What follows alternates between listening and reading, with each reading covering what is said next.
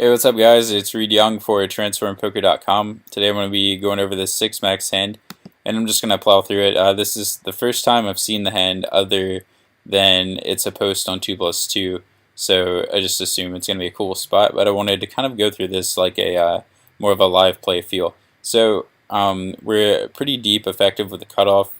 That might be a little bit interesting in the hand, and the small blind's short stacked. Otherwise, everyone has a pretty normal stack as far as we're concerned.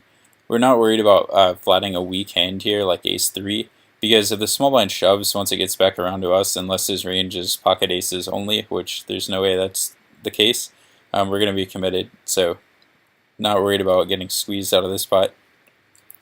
And anytime you can have multi-way action in position with a suited ace, it's a great thing. And then when some of the stacks are deeper, we have some pretty nice potential. You know, if we flop trip threes or a flush draw, it's going to be a very powerful hand. You know, of course, two pair as well. So on the flop, we flop trips with a pretty terrible kicker. And I think this is a trouble spot for a lot of beginning players because they'll just get excited about having three aces. And it is cool, and it is unlikely that another player has an ace because there's only one left in the deck with a better kicker. But you know, out of 6 cards, considering people have kind of narrowed down their ranges given pre-flop, it's not impossible. So you definitely want to play accordingly, and I think that means, and I'm glad to see that this player did it on the flop, they just overcalled these bets. I think it's very likely that the middle position pre-flop raiser, the guy now continuation betting such a small bet, is doing it with something like a 6, something in that area, and that the cutoff calling is just about always like a middle pair type hand.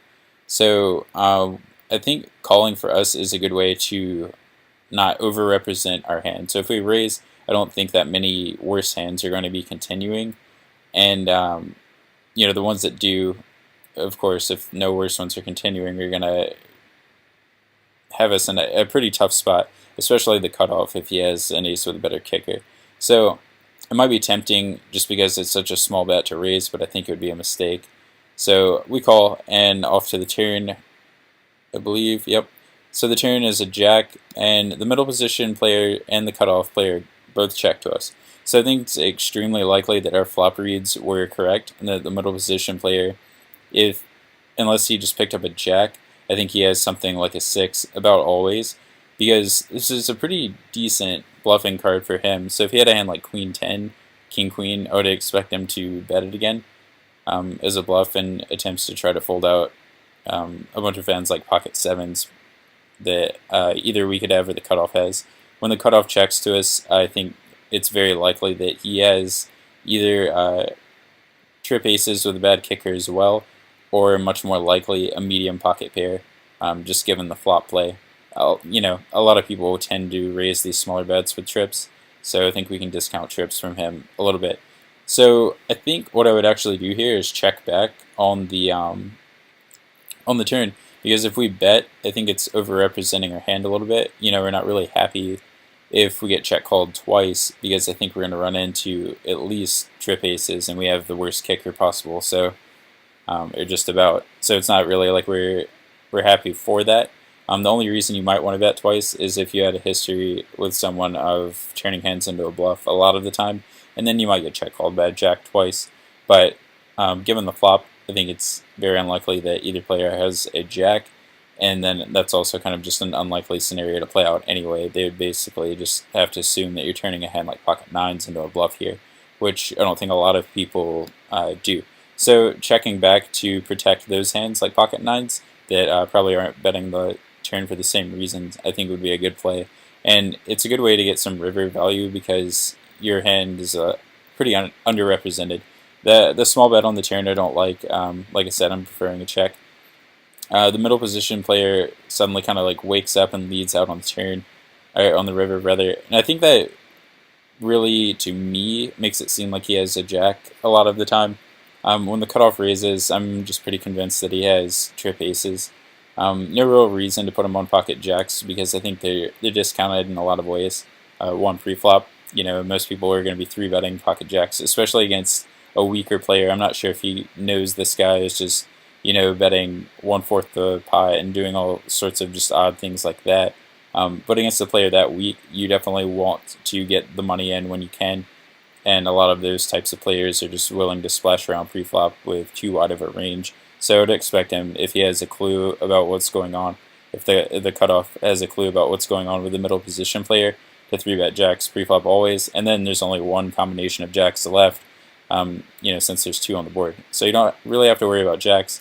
6 is full, can't value raise here if it was slow playing. So, and then he has to take kind of an odd line to slow play to get up to the river. The turn play just doesn't make much sense for it.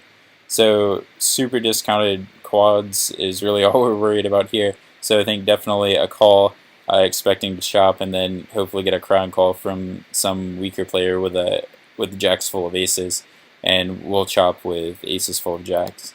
Then as it is, the river action gets really crazy here. It looks like the middle position player shoves, which to me means he is slow playing with quad jacks, or he has aces full. I'm not really sure on that one. But then the cutoff calls. So it's pretty clear that someone has something pretty awesome here that isn't trip aces, because there aren't 5 aces in the deck, right? So who has the quads? Is that even what we're thinking here? I think, because we're getting pretty good pot odds here, that I would just call and chalk it up to a cooler if we do run into quads, because the rest of the hand is showing some pretty big mistakes, like bet sizing wise and things like that. So I would not be surprised if someone is just like going crazy with jacks full here, thinking that it's the nuts. On the other hand, there's 0 chance either of these guys are bluffing at this point. So if you really think you can put them on quads only, maybe we can hero fold here. But yeah, let's see what they have.